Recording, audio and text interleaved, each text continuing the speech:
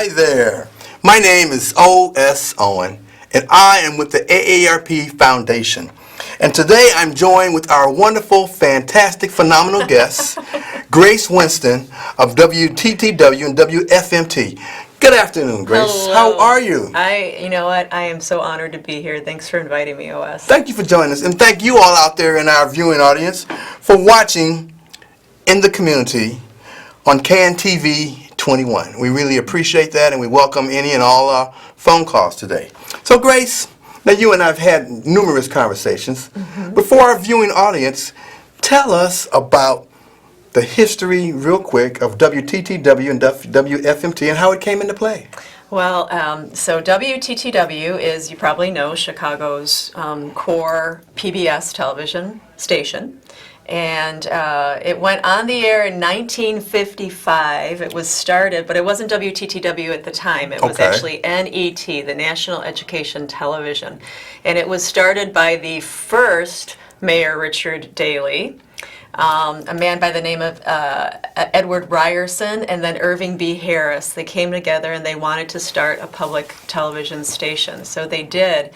And then it wasn't until 1970, so 15 years after its inception, that it actually became a PBS television station. Public broadcasting. Public broadcasting. Service. Yep, absolutely. Okay. And so now WFMT started a little bit before then, so it was a FMT that started first. So the radio station was first. The radio station was first. Well, the TV started in 1955, so when did the radio station start? 1948. And it was by a husband and wife team, Bernard and Rita Jacobs. They wanted to start a fine arts and music station in Chicago. So they started it. I think he was the engineer and she was the on-air host. Were they in their basement, doing their TV, doing their radio show? Can we start one? Exactly. And I think it was 1952 when they started a bi-weekly magazine that was a guide of the programs that were coming up. And then, little known fact, that changed into, or later turned into, Chicago Magazine. And that's what Chicago Magazine is. Didn't know that. Today. Mm-hmm. Excellent. Yep. And then in 1968, the family, the Jacobs, they went ahead and they sold it to the WGN, I believe it was the Intercontinental Broadcasting Group, something like that. And then 2 years after that, so in 1970, now the same year that WTTW turned into PBS, it became a PBS station. Was it always WTTW? No, it started out as NET. When did it become WTTW? What year was that? You know what? I think it was in the 60s sometime, but I don't remember exact date.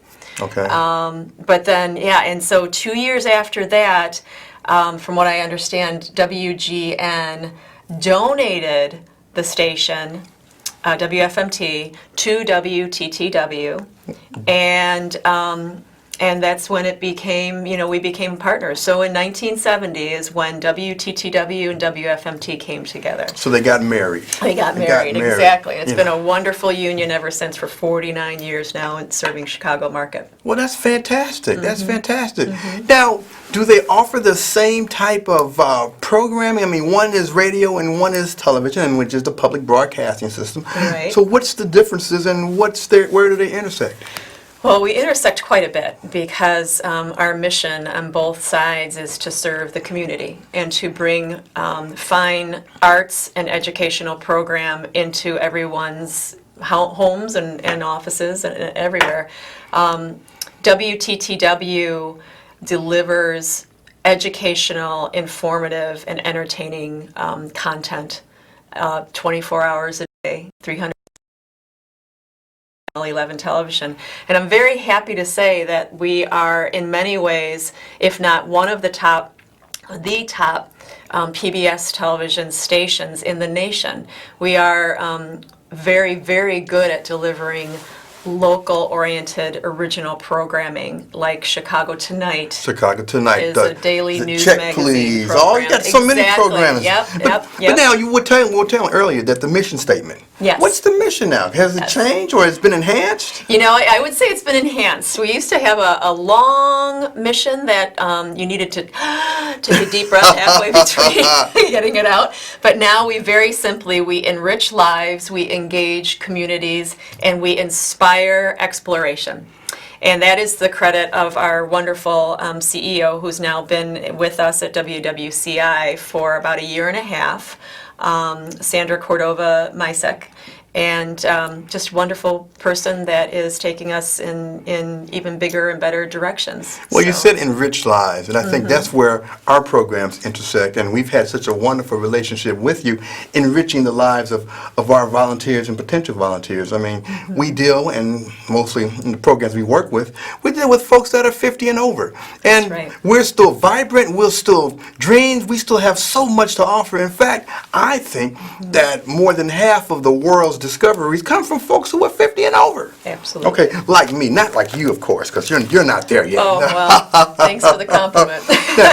If you're just tuning Sure. in, we're here today with Grace Winston, WTTW WFMT, and she is the, go ahead, tell them who you are. Well, I'm a senior account executive for both stations and have been there for 13 wonderful years. Just celebrated my 13th anniversary a few weeks ago. And throughout that time, just have had the immense pleasure of serving the community in so many ways, not only through delivering television and radio, but doing it in the community. And actually going out into the community and looking our viewers and our listeners eye to eye. Makes a difference, doesn't it? It does. You It know. does. And there's so many people throughout all of Chicagoland that look forward to the opportunity to look me and others at WTTW, WFMT, look us in the eye and tell us how much they appreciate what we're doing. Talk about wonderful feedback and making you feel good about what you do. And your studio is just fantastic. So much is done in the studio. Now, when I took the tour, I was a little bit amazed, you know, how massive hear. the studio is. And then when we went behind the scenes, Check Please, that whole studio setup. I mean, it's a lot that goes into it. And you guys make it look so easy. If you're just tuning in, I am with the AARP Foundation Experience Corps. My name is O.S. Owen, and I'm your host. And we are the folks who are looking for people over 50 to be volunteer tutors and mentors for kindergartners, first graders, second graders, and third graders in the Chicago Public Schools. If you have any interest or desire or want to know more information, we can be reached at 312-660-8665. That's 312-660-8655. And I want to say that the relationship that we have and are having is just getting to just become phenomenal. So tell us about your audience. Who's your audience? We have such a diverse audience across the entire viewing area, which our core is about the 7 counties of Cook County and then surrounding. We, throughout the day, so I'll back up for a second. With WTTW, we have 4 channels. During the digital conversion a few years ago, as you probably recall, the channels were expanded, basically. So we have 4 core channels now. We have 11.1, which is the original WTTW channel 11, and all the programming that you have known for so many years. 11.2 is WTTW Prime. And what that is you can tune into WTTW Prime and see programs. There's no children's programs on that channel. Okay. So you can go in, you can see news, you can see, Chicago Tonight, a lot of the famous programs that come, like Ken Burns, on an annual basis comes out with these amazing programs, documentaries. Country music we just had on the air, so now it will be showing on Prime for those people that want to see it again. So that's 11.2. 11.3 is Create, and Create is very focused on people who want to see arts, programming, crafts, cooking, The people that tune in on Saturdays to see our cooking program they are addicted. We have a big audience of people that want to know how to cook and how to fix houses on Saturday afternoons. And then 11.4 is our 24-hour-a-day, 7 days a week, 365 days a year. It's called WTTW Kids 24/7, where it's all children and family programming. So we have those four stations, and our viewer is during the day, we have kids programming from 6 a.m. to 6 p.m. And what was nice and very interesting to find out is about 40% of our viewing audience to our kids programs are over the age of 18. So that means that co-viewing is happening in homes, that you have older parents like me, who my wonderful son Ryan will be 5 at the end of the month. And congratulations. Thank you. And I like sitting down and watching it with him because it's educational, it's easy programming. I love watching what I'm seeing, like programs like Arthur and Clifford the Big Red Dog, and even we Sesame all love Street. Arthur and Clifford and Sesame Street. I mean, those are things that I grew up on. Absolutely. And it's a legacy. It's an intergenerational experience. It's a great opportunity to spend time with the family and get something outside of the home into the home. It's educational. It's entertaining. Well, we just love it. We just love it. Thank you. Now, are there any other plans to expand any other programming? Well, you know what? There's always plans to expand. In fact, one of the programs that we have, Nature Cat, talking again about the kids programming, one of the programs is Nature Cat that is produced. We are the presenting station for that. It's a national program, as you would understand, about nature and about kids and their families going out and getting out and doing things outdoors. And is produced by wonderful brothers that work for Spiffy Productions right here in Chicago. Chicago. Everything is coming out of Chicago. Chicago-based. I like that. We've got a lot of talent here. We do, and you really guys do. give them the opportunity to showcase that talent from here from Chicago. So the Spiffy brothers, I know, will be planning on something really fun and interesting in the near future. And another thing directed towards our vast all-age adult audience is Jeffrey Berry. I'm sure you're very familiar with Jeffrey Bear. Yes. The next local documentary that will be coming out in early March, is Chicago by Elle. And it's going to be spectacular. We got a nice preview the other day of all the different places that the entire Elle system, the things that you can access by getting on and off the L, the things that you can see by going on the L system. It's fascinating. It is. For Chicago, it's fascinating. For you guys to be able to tell that story is exciting. Now, let me jump to the other side now. Let's get to the music. I mean, I listen to the station in the mornings. I'm a morning listener.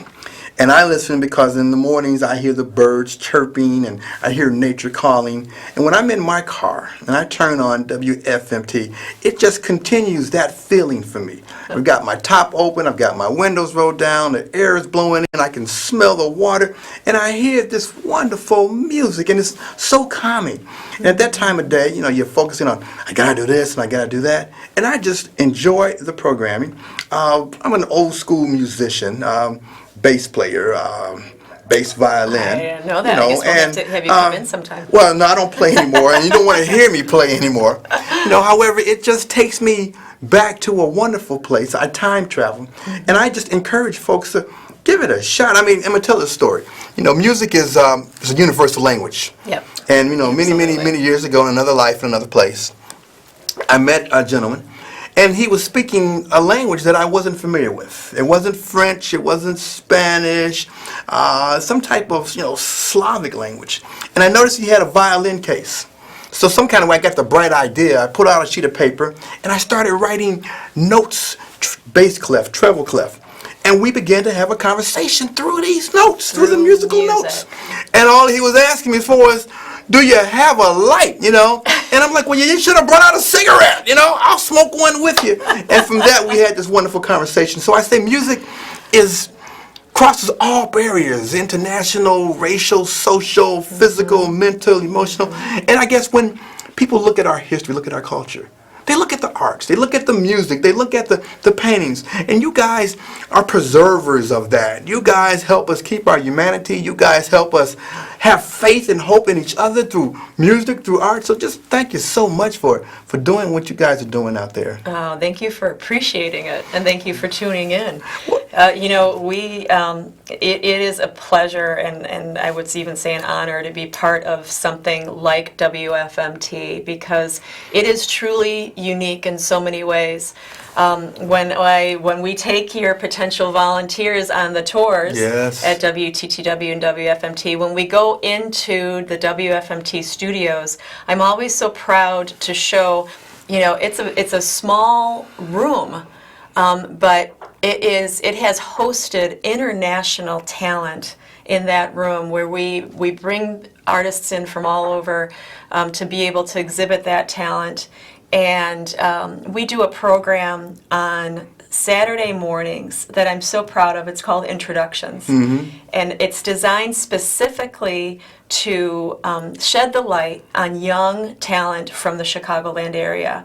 And if you haven't tuned into that program, you talk about tuning in as you're in your car Monday through Friday, you got to put it on Saturday morning now too. I want to be in the room. That sound stage. Okay, we'll make fantastic. that work. You come on in and you can see it, because it is beautiful. And what we do is we actually do original programming at times that we actually provide not only nationally but internationally, because like you said, music is the international language. And classical music, there are people everywhere that appreciate it. In fact, I would challenge any child out there and their family who has gone to see a cartoon movie anytime recently. Okay. And the music that is in most cartoon movies is classical music. Yes. Why do they choose to use classical music in those cartoon movies? Because it carries a story. It makes a beautiful enhancement to whatever is being seen or heard within that movie. Classical music is it is, like I said, it's beautiful, and you put it perfectly. Oh, you're too helps kind. your mood. You're watching In the Community with AARP Foundation, and we have Grace Winston of WTTW WFMT here with us in our studios today. You're watching CAN TV Hotline 21, and we're talking today about music, art, Chicago's history with WTTW. And we at the AARP Foundation have a relationship with WTTW and WFMT, and it's been phenomenal. And let me get a little bit about that. Once again, we recruit volunteers, and Grace has been so passionate about the volunteers. So you guys have volunteers. So tell us about why do you need volunteers, and what do volunteers do with WTTW and WFMT, and how can someone be a volunteer for that? Well, you know what, that's where another thing that you and I have in common is because we do rely upon our volunteers so much. You probably have seen the WTTW pledge drives, where we have wonderful volunteers from the community that come in and they sit and they answer the phones for us, and they take pledges from the community. We also have an upcoming WFMT pledge drive that starts at the end of October, where we have people come in and answer those phones for us. Volunteerism is really the base of what makes our success, and I know what makes your program successful as well in the community. And then all of the people, not only the people that come in and help, but the people that volunteer either their time or their money to help us bring these amazing programs into the community. We are always so incredibly thankful for that. And when you hear time after time after time after time that it's viewers like you, thank you, we really mean it. Because we use every dime, but every ounce of the time that our volunteers give us is so valuable. And if anybody does want to volunteer, you would literally just either call our main switchboard, which is 773-583-5000. Or Google WTTW WFMT and get that number. That's exactly right. That's exactly right. Now, we're talking about, Volunteers. We appreciate the fact that you've allowed our volunteers to come and tour your studio. Thank you so much for that.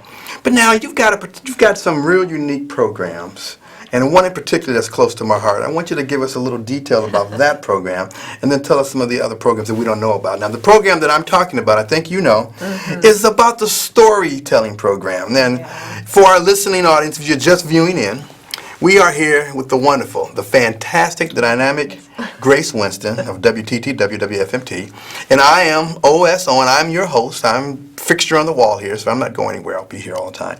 But now, Grace, tell us about the storytelling program. Well, it's called the Grandparent Connection, and I started this several years ago because a neighbor and a very good friend of mine told me that both of his children did not have any grandparents on either his side or his wife's side. Unfortunately, the mother and the father on both sides had passed away. And it really touched me. And I realized that, wow, it's either through that instance or through geographic, separations. I mean, Chicago, we've got a huge melting pot of people that will come here perhaps to go to college in the Chicagoland area. They meet, they fall in love, they stay here, but they may be from separate states throughout the United States. They end up having their children here, but the homes that they left in other states, their parents are still there. So it's not that immediate connection, that lovely connection that I was blessed with when I grew up, to have my grandparents just a few miles away. So there was that element. And then the other element was more research I did. I found out that the seniors that are in senior homes, that not only do they thrive and they actually have direct positive health results from interaction with children, but I also found out that the same thing happens, the same thing on their end, is that a lot that have grandchildren are physically or geographically separated from these children, and they just don't have that opportunity. And now more than ever, it's so important because seniors feel like they do not necessarily have anything to talk about because of the electronic age, and they feel that they aren't going to be able to make a connection with a child. So what we did is we created this program where we have children of either the second or third grade level from Chicagoland elementary schools. We take them and we take them into a senior community. It's a 1-hour program because we figured that's all it needs to give that spark. And what we do is we take it in with a wonderful woman who is also from here. Her name is Miss Lori of Miss Lori's campus. She comes in, and between the two of us and our help from Mr. Brandon, we do this interactive program for an hour where we have the children do little bonding games, simple physical exercise that both age groups can do together. Is that right? And singing, like you talked about, the universal music, the universal language. It's also the ageless language. So these are second and third graders? So these are second and third graders that we do it, and it provides the connection. Then we take those, the principals and the educators from the school and the activity directors and those people at the senior homes, and then we connect them and we say, okay, we did it. We showed you how easy it can be. Now you need to continue. And so we've been doing this in the community now. This will be the 6th year. The 6th year? Wow. So now that's not broadcast or anything. That's just an external programming. It's just a grassroots You've got any footage of that? Program. We do. We've got some video of it. It's actually, I have to put in there, the reason we're doing it is because of a wonderful grant we get from the Russell and Josephine Cott Memorial Charitable Trust that gives us the funds that we need to bring this out into the community, because their whole mission is to enrich the lives of seniors. And that's why I wanted to talk about the fact that these donations and contributions do make a difference. And the more that we can explain what we do behind the scenes, the more that people can actually connect. We've got 1 minute left, and as we wrap up, I want to say once again for our viewing audience, we're here in the studio with Grace Winston of WTTW FMT, and they're looking for volunteers. And if you feel like you want to be one of their volunteers, please give her a call. And also, I'm reminded that I am AARP Experience Corps volunteer recruiter, and we're also looking for volunteers for folks at 50 and over who want to be tutors and mentors for kindergartners, first graders, second graders, and third graders in the Chicago Public Schools. We're in 30 schools this year, and we need more volunteers. You can reach us at 312-660-8655. And as we kind of wrap up, Grace, real quick, we've got 30 seconds left. What do you best like about being at WFMT and what you do? Well, you know what? I like doing exactly what happened about a year ago when I met you. Sitting down, finding out what we can do together, and then making it come to fruition and helping others in the community. It's been a real pleasure having AARP Experience Corps and the AARP Foundation as our partner, and we just look forward to a lot of great things in the future. Well, thank you so much for joining us, and our listening audience, viewing audience, thank you for tuning in, and stay tuned for our next series of In This Community. It's AARP in the community with our community partners, and we want you to know what's going on in our community, and won't you come join us? Once again, my name is O.S. Owen, and it's been my pleasure to be your host. Have a super fantastic remainder of the day.